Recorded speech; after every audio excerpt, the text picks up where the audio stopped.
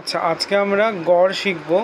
আমরা যদি কলকাতা ইউনিভার্সিটি এবং ওয়েস্ট বেঙ্গল স্টেট ইউনিভার্সিটির সোশিওলজি অনার্সের 6 সেমিস্টারের CC14 বলে যে কোর্সটা রয়েছে, সেখানে আমরা দেখতে পাই যে সেন্ট্রাল টেন্ডেন্সি রয়েছে। সেন্ট্রাল টেন্ডেন্সির মধ্যে সেন্ট্রাল টেন্ডেন্সি বা কেন্দ্রীয় প্রবণতার পরিমাপ, ঠিক আছে। সেক্ষেত্রে আমরা সেন্ট্রাল টেন্ডেন্সির ক্ষেত্রে 3 ধরনের অঙ্ক করতে পাই ওখানে: মিন, মিডিয়ান এবং মোড, ঠিক আছে। তো আমরা আজকে মিনের অঙ্ক করব। তো মিন অনেক প্রকারের হয়, ঠিক আছে। তো আমরা আজকে মিন করব।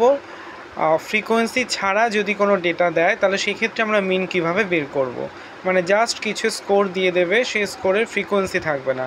সেই রকম যদি ডেটা দেয় তাহলে আমরা মিন কিভাবে ক্যালকুলেট করব, আজকে আমরা সেটাই শিখব।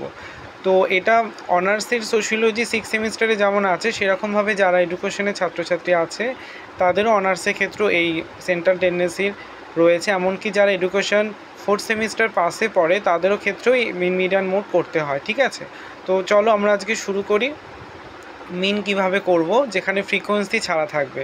তো আমরা পরীক্ষায় দেখতে পাবো যে এরকম কিছু ডেটা দিয়ে দেবে আমাদের, ঠিক আছে।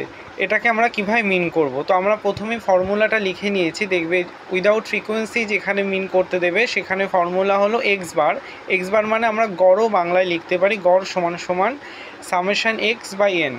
হ্যাঁ, এই সামেশান এক্স বলতে বোঝায় যে কটা নাম্বার এখানে আছে সব কটা নাম্বারকে প্লাস করতে হবে। সব কটা নাম্বার প্লাস করে মানে 6, 9, 12, 7, 10, 13, 8 এগুলোকে সব প্লাস করলে, যোগ করলে যেটা হবে সেটাই সামেশান এক্স, ঠিক আছে।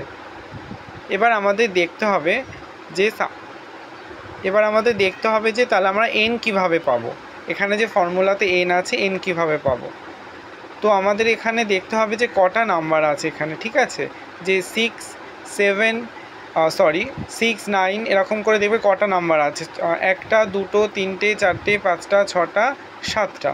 তাহলে এই 7টা হলো আমাদের এন, ঠিক আছে। এবার আমাদের ফর্মুলা অনুযায়ী কী করতে হবে, সামেশান এক্স বাই এন যেহেতু ফর্মুলা রয়েছে সেহেতু আমাদের ডিভাইড করতে হবে। সামেশান এক্স আমাদের তাহলে কত বেরিয়েছে, সামেশান এক্স বেরিয়েছে আমাদের 65, আর এন কত বেরিয়েছে 7। তাহলে এই দুটো ডিভাইড করলে আমাদের কত হবে 9.28, ঠিক আছে। এটাই আমাদের গড়ের উত্তর।